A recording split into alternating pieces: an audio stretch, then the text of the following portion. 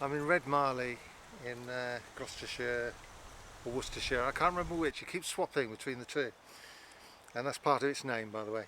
But it has two Saxon charters and a couple of, I would say, possibly prehistoric names and Roman name within those two charters. So it's obviously of interest.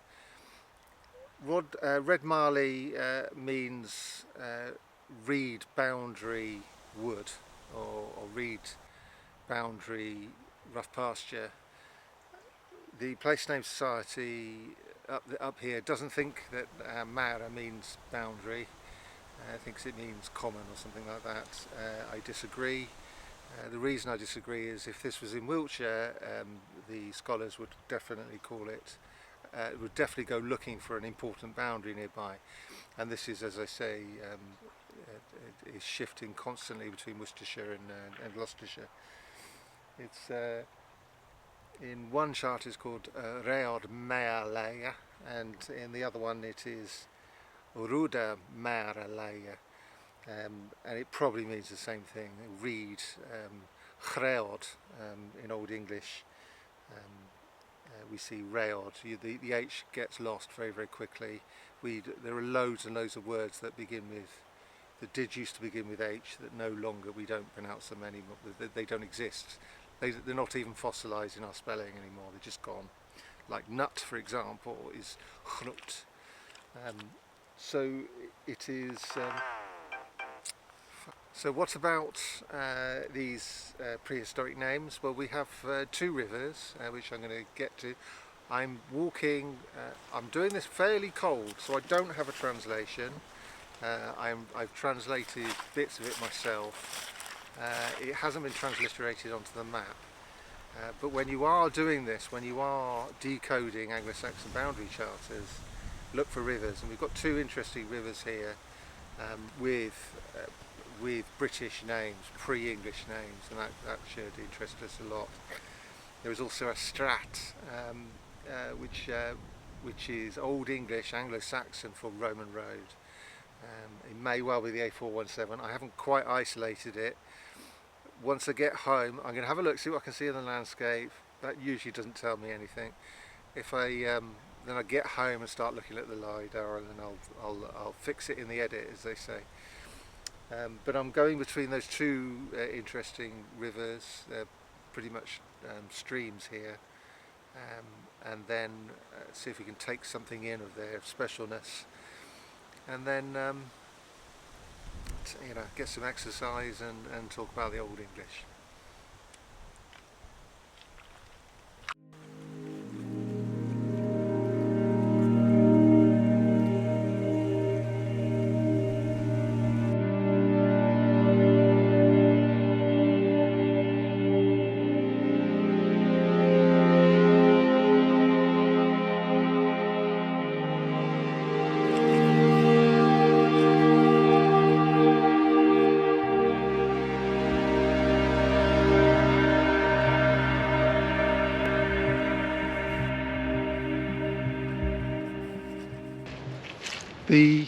The first charter, the bigger charter, says on long glenches, and that instantly, as soon as you see a word that is obviously a proper noun, and it says along it, instantly think of a river. So look on the map, look at Red Marley and see what rivers you've got, and straight away you see the River Glynch. And that is the joy of British culture, is that we've preserved the really old names, really old names, prehistoric names of our rivers. And this is the River Glynch, and it was in Saxon times 1,200 years ago, or 1,100 years ago, it was the Glenches.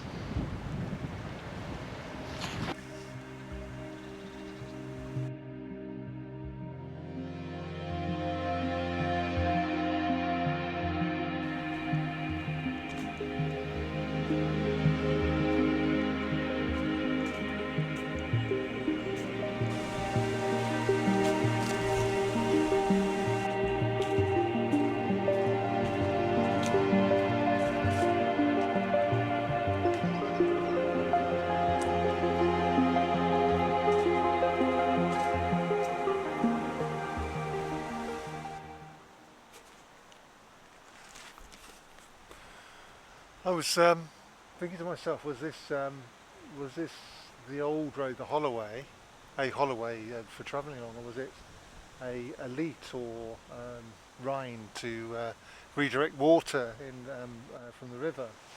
And then I came across this. Can you see it?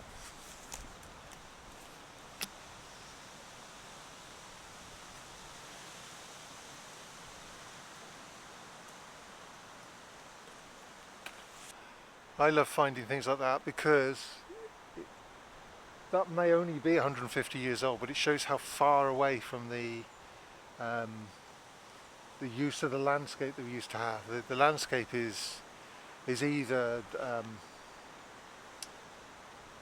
a process of bunging NPK on everything and then ploughing, or the other way around, or it's a playground for rich people to trot their ponies around, or for YouTubers to wander around talking rubbish.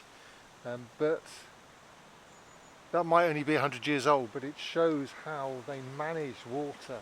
You can redirect water from a higher spot, probably over there, run this a different channel, and then you can use it for power. You can use it for irrigation of meadowlands, controlling the irrigation of meadowlands. I suspect a mill, and you'll see these still put to use in places like Africa and you know, hot countries where the supply of the control of water is so important. But it's nice to see that. I like seeing things like that.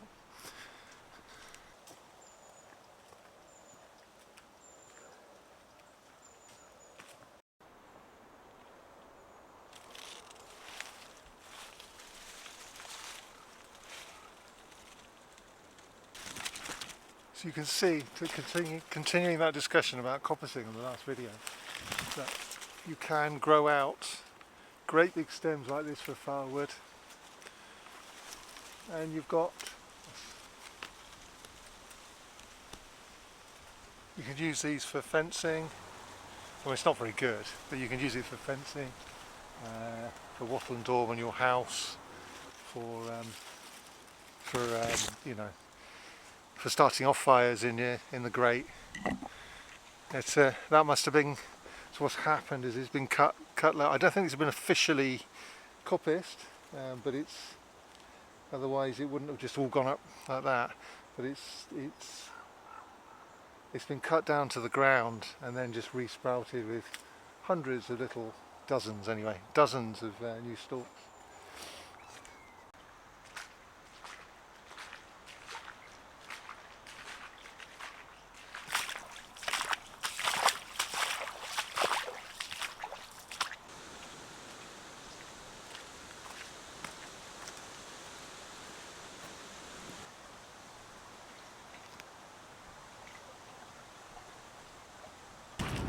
The charter says of Salter Ford. The Salters Ford is probably a salting way somewhere around here. Gives us a good indication when you see Salter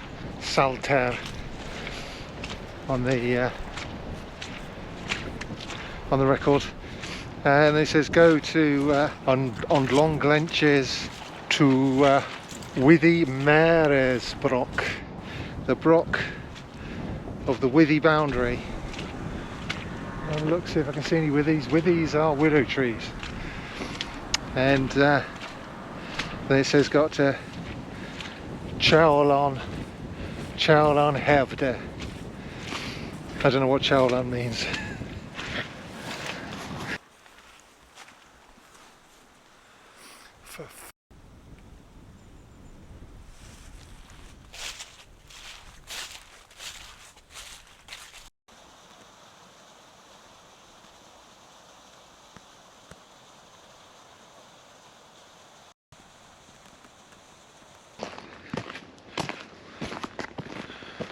It's so nice.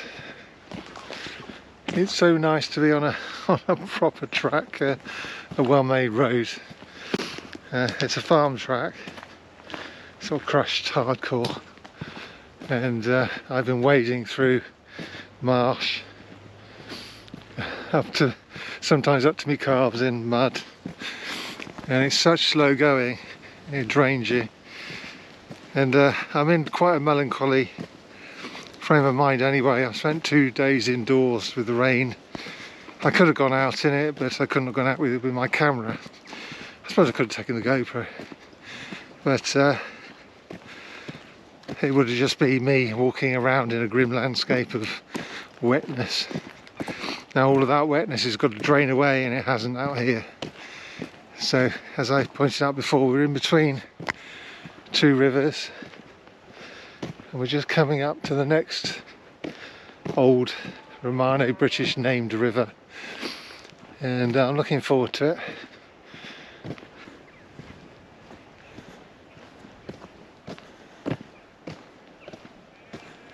It's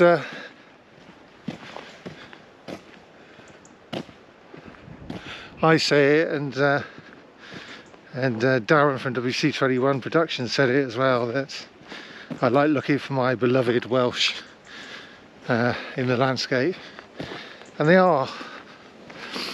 I've got 2 or 3 friends who are Welsh, and I value them, but it's not about that. There's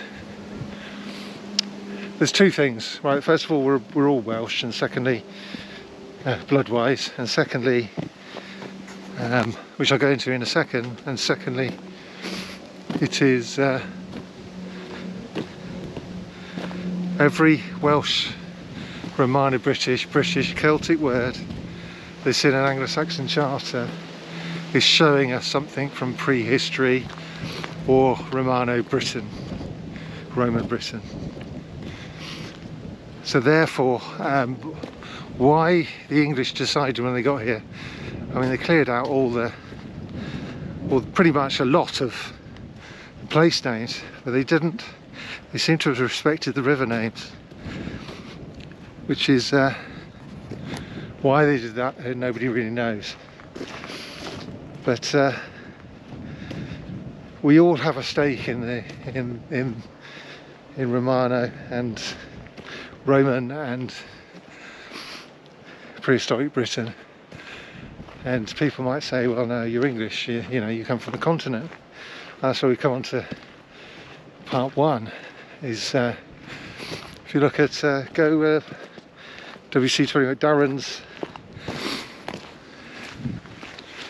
Darren's channel, and watch when he does a DNA test.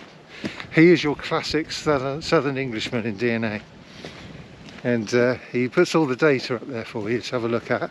I pause it and then I read, you know, what the definitions are and everything. And he's classic in the sense that he's got a certain proportion of Anglo-Saxon and a certain proportion of British, and a certain proportion of Northern European around Gaul, and that is the basic makeup of the southern Britain. And northern Britons aren't all that different either. They just have more Welsh in them, more Celtic. But they still have Anglo-Saxon. We're all really mixed, so we all have a dog in this fight. It's I know Welsh nationalists find it really annoying when English people start talking about the Mabinogion and things like that, but it's anybody who has, you know, all their grandparents coming from England, from Britain, from, you know, any part of Britain, not just England, will have a huge dose of Welsh blood in them. So it's not. So my linguistic culture is, and my culture is English. No 2 ways about it. But blood, we're really heavily mixed. I'm not claiming to be Welsh. I'm saying we all have Welsh in us. Obviously some of you don't, because you come from different countries with no links to Britain at all. But it is. But even then, you know, it's if you live here, it's your landscape. You know, it's if you put down roots here and got a stake in the country, then you're welcome to you know, in my book, you're welcome to be as British as you like and get into British things and talk about the English landscape, the British landscape, and fair play to you. I haven't got a problem.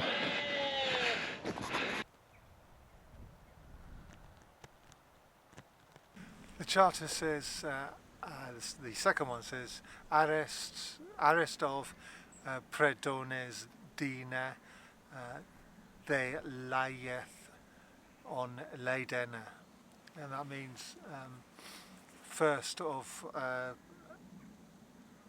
Portsley, which is down there, and that lieth on Leidena, and this is Leidena. This is on the map is called today the Vale of Leiden or Leiden. I don't know how they pronounce it, but again, it's marked on the map today. Just a slight difference in pronunciation from the Anglo-Saxon period. And so we've got the two charters don't agree with each other. There's very little that's the same about them. It's as if they're talking about different places, but they are. Each one has different cross-referencing with modern day places in today. So so also we get Stanton Yamera, which is Staunton, just down here, which is a different Staunton from the one I did before. But it's a lovely British name that means broad, which I think is appropriate, considering it's definitely got broad today.